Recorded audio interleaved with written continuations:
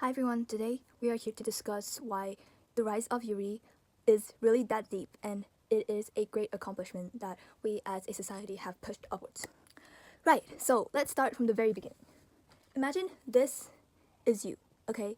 This is you pre-quarantine. So you're this friendless loser otaku who engages in media like Yuri and Yaoi and watches anime. However, this is before the great shift. So you got bullied, right? Because in society, we don't accept no otakus around here. So after quarantine, everyone started embracing their weirdness and they started pushing forward this agenda that liking yaoi, liking yuri, liking anime, liking manga is okay, right? However, think back to, say, 2023, okay? This is like after quarantine, after COVID.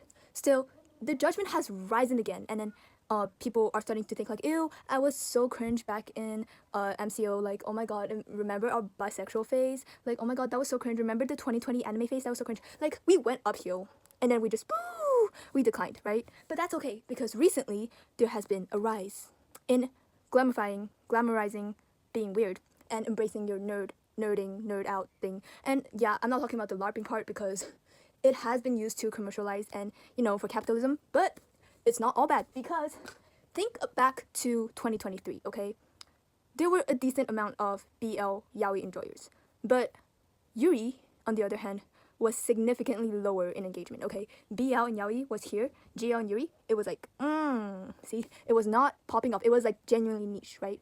Until people started embracing yaoi, right? So people started accepting their inner yaoi enjoy your life fudoshi. So before liking BL was obviously weird, right? If you like BL, you're an outcast. But however, there was a great shift with all of the nerding out, the freaking embracing your inner nerd. You need to nerd out. You need to nerd out. Suddenly, liking BL as a girl was acceptable. Even as a guy, even as any gender, it was acceptable. See, this around 2024, 2025, around like start of 2025, it was the rise of yaoi, right? Yaoi became extremely popular. Some people, they were posers. They LARPed on yaoi, right? They were like, oh, yaoi maxing, I love yaoi. But even so, the LARPers, they helped increase in popularity the acceptance of queer media, which is good. But now, before it was like this. Now, yaoi went all the way uphill, or Yuri, it went up a little, but it stayed there until the freaking fake lesbians and the lesbian maxers and those influencers tagging their little hashtag whatever, that became famous. And you know what? It's thanks to those people that Yuri is where it is today. So we're not gonna discriminate. We're not gonna judge. However, I would like to mention that yeah, some of those people using whatever as kind of like fame. Okay, it started from this guy posting winners love winning, and now whatever has become this trend. But that's okay, because with it came Yuri, okay? The rise of Yuri. The rise of Yuri was after the acceptance of enjoying yaoi, because it was pretty common for girls to like yaoi and stuff. It was already pretty common, but you were called weird for that. But after the great shift, right, content creators started posting about yaoi and all that stuff, and femboys and twinks, so yaoi became socially accepted, so people could outright say, oh, I love yaoi.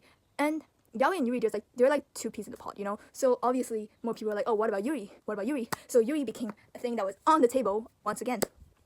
And this was very revolutionary, because obviously yaoi will forever be the more popular genre. However, because of this push of Yuri, nowadays people are saying like yaoi or Yuri, why not both, or yaoi versus Yuri. So now they're basically kind of stating that they're on the same level, right? They are in the same level of engagement, popularity, and all that stuff, right? Which is a very good thing, because obviously we all know that before, yaoi was popular because girls felt like they weren't very like having any female characters that were relatable and that they could connect to, because female characters were historically written very, very poorly. So obviously, we as females tend to gravitate towards fiction without women in it, so two men.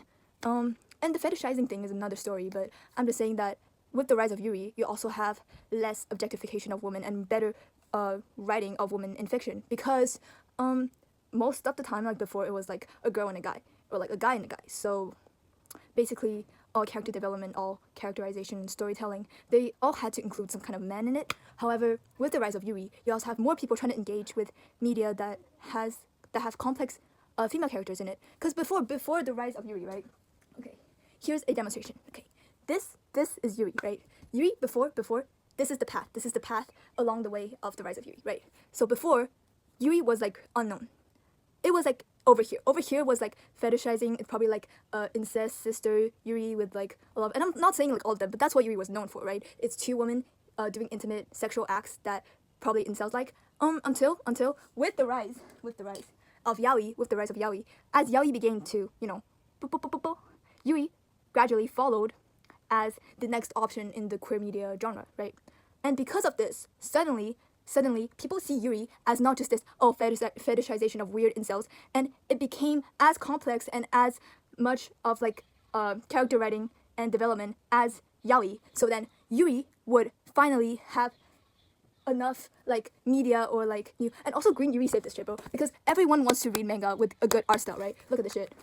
It's beautiful, and because it is a Yuri that has become popular, it has popularized the Yuri genre to the point where now people are engaging in more medias with complex and well-written female characters, which also leads to a rise in trying to understand how to write female characters properly. Because back in the days, right, we all know how female characters were portrayed, right? It's like a man, and a girl, and they're in the shonen. Or let's say it was like a girl and a guy, and the girl was always written as this YN sensitive. So basically, like, they didn't know how to write women, right? But because we have normalized the fiction with two women, no man, two women together, you know what that means for our society? That means that we have accepted that women are not objects of sexual pleasure, but rather they are real people.